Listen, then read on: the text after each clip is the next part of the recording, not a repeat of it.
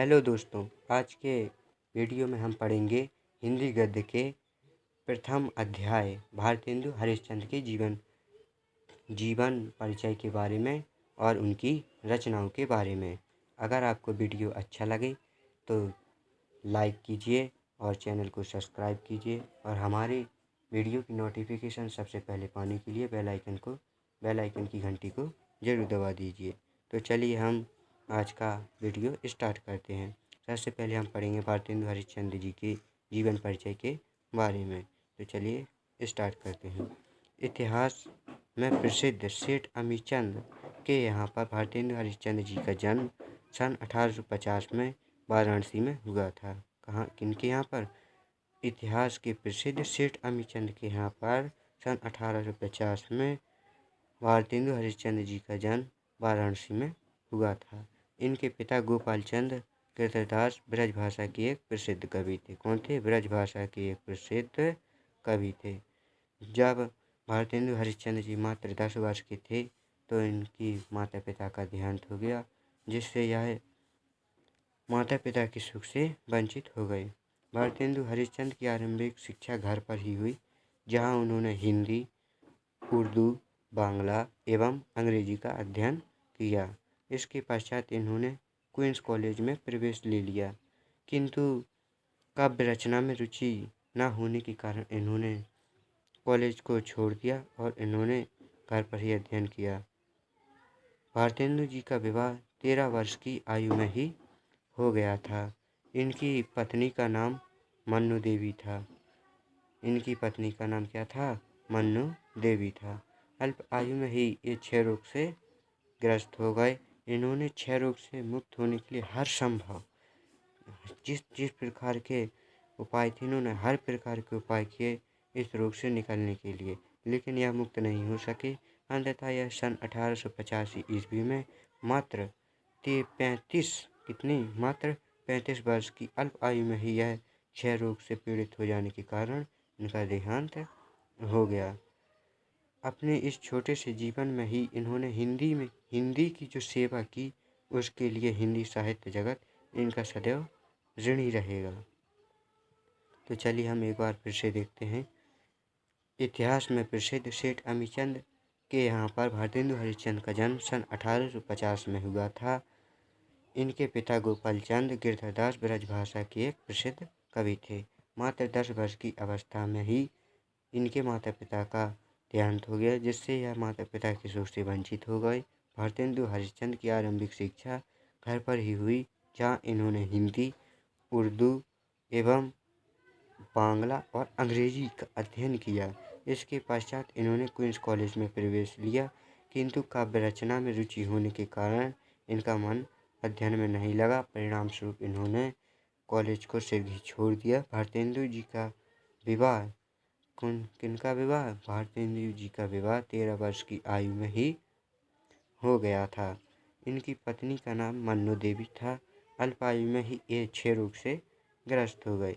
क्या हो गए? क्षय रोग के शिकार हो गए। इन्होंने क्षय रोग से मुक्त होने का हर संभव उपाय किया, किंतु मुक्त नहीं हो सके।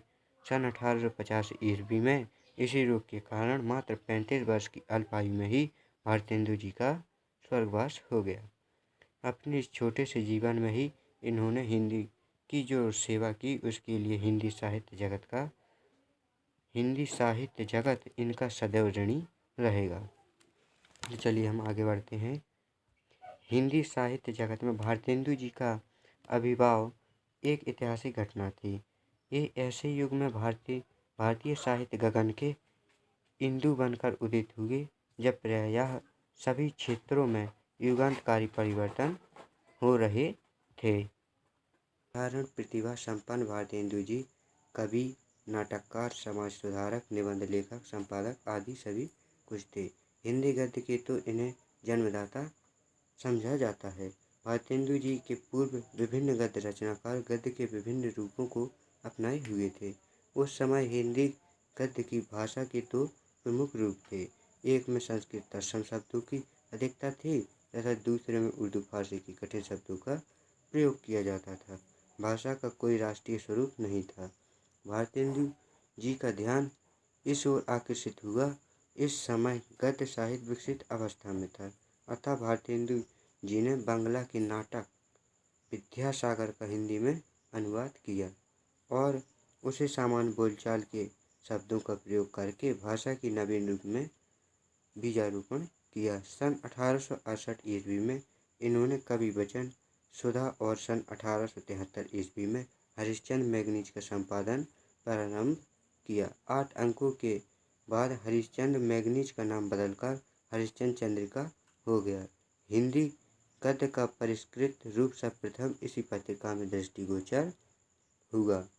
नाटक के क्षेत्रों में उल्लेखनीय योगदान के साथ साथ भारतेंदु हरिश्चंद्र निबंध, यात्रा ग्रंथों, इतिहास व जीवनी लेखन के लिए भी जाने जाते हैं। तो आइए हम इनके रचनाओं के बारे में हम पढ़ते हैं। तो सबसे पहले इनके नाटक को देखते हैं। भारतेंदु जी ने मौलिक तथा अनुदित दोनों प्रकार के नाटकों की रचना की है, जो इस प्रकार हैं। पहले पढ़ेंगे हम मौलिक रचनाएं। मौलिक नाटक: सत्य, हरिश्चंद्र, नील देवी, श्री चंद्रावली, भारत दुर्दशा, अंधेर नगरी, वेद की हिंसा, हिंसा न भवती, विश्वोधम, सती प्रताप, प्रेम जोगिनी, ये इनके मौलिक नाटक हैं। और अनुदित नाटक: मुद्रा राक्षस, रत्नावली, भारत जननी, विद्या सुंदर, पाखंड विडंबन, दुर्लभ बंधु, कपूर मंजरी, धनंजय विजय, ये उनके अनुदित नाटक हैं। अब इनके हम निबंध संग्रह को देखते हैं। सुलोचना, परिहास वंचक, मदालसा, लीलावती, दिल्ली दरबार दर्पण, इनके इतिहास हैं। कश्मीर कुसुम, महाराष्ट्र देश का इतिहास, अग्रवालों की उत्पत्ति, यात्रा ग्रंथ इनके सरयू पार की यात्रा, लखनऊ की यात्रा आदि। अब इनकी हम जीवनियाँ देखते हैं। सूरदास की जीवनी, जयदेव, महात्मा मोहम्मद आदि इनकी जीवनियाँ हैं। चलिए तो हम अपना वीडियो यहीं पर समाप्त करते हैं। अगर आपको वीडियो अच्छा लगे तो लाइक ज़रूर कर दें और चैनल को सब्सक्राइब कर लें। धन्यवाद।